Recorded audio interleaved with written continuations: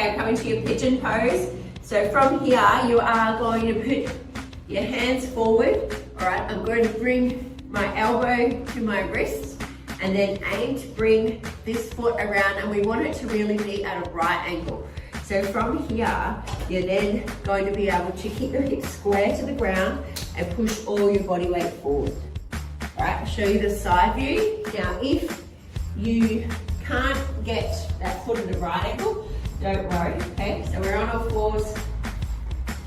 Brought my knee to my wrist, brought my other foot around, okay? And now my hips are square. I'm gonna stretch all the way out. Now, if you're really tight in the hips and you can't do that, you can use something to help you, like a cushion, or I'm just gonna get a roller here, a cushion or something that you can sit on. So if I was gonna sit on the roller, I've got the roller here, and I'm gonna straddle my front leg over the roller.